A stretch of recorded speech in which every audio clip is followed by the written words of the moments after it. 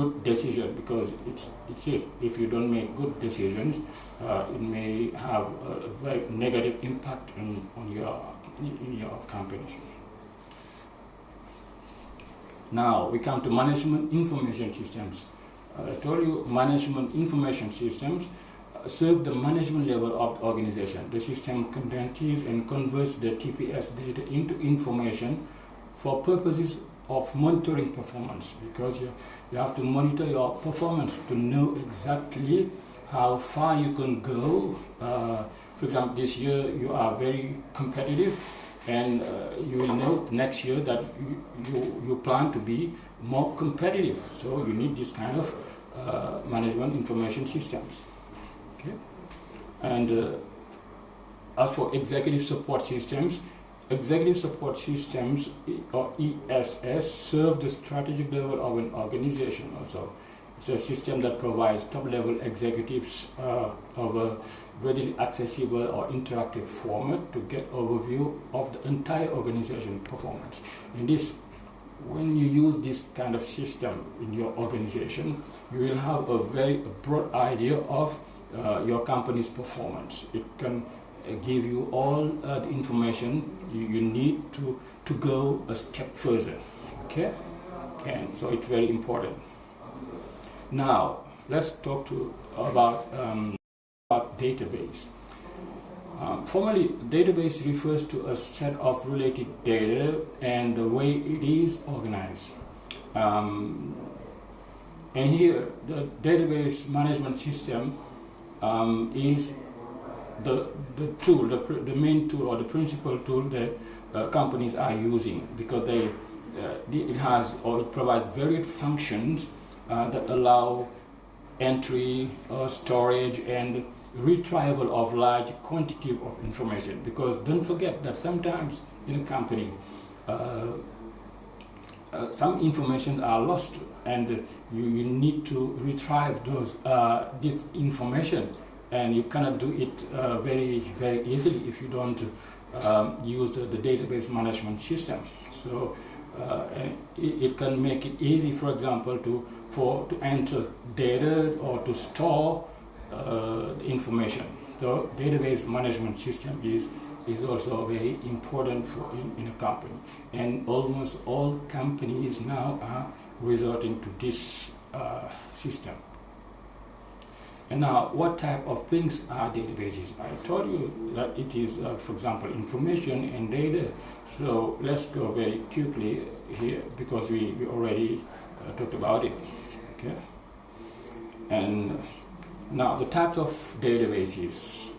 We say centralized database, and for example, if you compare centralized database and distributed database, there is a slight difference between the two types of databases.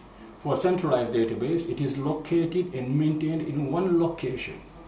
Okay, unlike distributed database. With distributed database, it's a database in which storage devices are not all attached to a common CPU. Okay, central processing unit, we say. So this is the difference between a centralized database and a distributed database. Now, full text database. This database contains the complex text of books or dissertations or journals or magazines, newspapers, or other kind of textual documents, also called a complex database, text database. Okay. Now, if you take another tab, you have government database.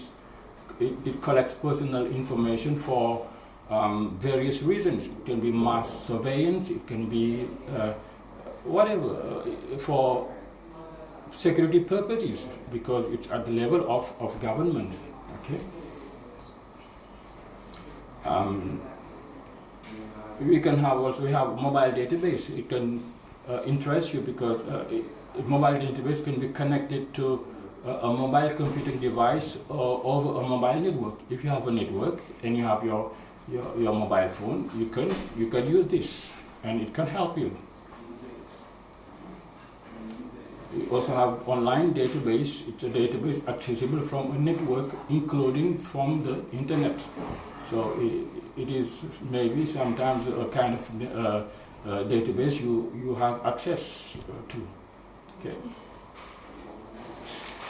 Now let's talk about storage and processing of information. If you have in a company, sometimes you have a lot of information you have to handle or to manage. Therefore, it's important for you to have some techniques or some procedures for you to store or process your data. And now we have two types of storage. We have temporary storage of data and permanent storage of data. Now, how it goes with temporary storage of data. With this kind of storage, computers have been used. Here, let me just tell you about historical or the historics of this, because computers have been used since 1950s for the storage and processing of data. So you can see that this is not something new. Okay, it started very long before. Okay, and still now it is existing, and maybe it's more sophisticated now than before, of course. And an important point to know is that the main memory of a company provides only temporary storage. Okay, it means that if you turn off your computer, so you lose data. So therefore, you have to be very careful about the way you are storing your data. Okay. Now, as for permanent storage of data, for the permanent storage of data, one must turn to auxiliary storage. So what means auxiliary storage? It's only the, for example, the media you are using, like tapes, discs, and CDs. This is auxiliary storage. And data is stored on such a media, but must be read into memory, main memory for processing. If not, on the other way around, you cannot process your data. Okay. And now, let's talk about data protection principles. There are many principles you have to care about when it comes for you to protect your data. So, for example, personal information must be fairly and lawfully processed. Okay, it must be processed for limited purposes. It must be adequate, relevant, and not excessive. It must be accurate and updates. All these are means for protection, for protecting your data. It must not be kept for longer than is necessary. Because yes, if you keep it for so long, you may even lose this kind of this information, because the way you store it may pose a problem, I would say. Okay, or maybe a problem. And personal information must not be transferred to other countries without adequate protection. Okay? Of course, now people are using many ways for protecting their information or personal data. If we, in other occasions, we could talk about the method of protecting your data. Okay? And now, some IT security measures, because it's important for everybody to know what kind of security measures you can use to protect your data. And protecting sensitive data is the end goal of almost all IT security measures. And these measures help to prevent identity theft and safeguard privacy. Because if you, for example, if you give access to everybody, or if everybody can have access to your personal data, so you remain vulnerable in a way. Therefore, data security is fundamental, and for example, you must plan ahead, you must develop a plan to review your data security status and policies. You create routine processes to access, handle, and store the data safely. You must archive even unneeded data, because, for example, if you no longer need some data, you have to archive them somewhere, so that if, for example, one day you need them, you need to have a look on that. You know how to where to find it anyway. Okay. And know your data also.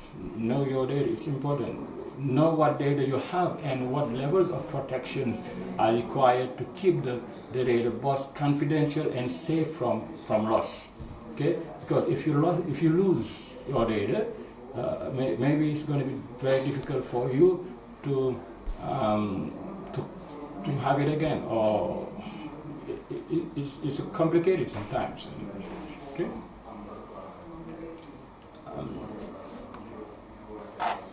Okay, I think that this is, broadly speaking, what I would like to tell you about the information systems. Of course, it's not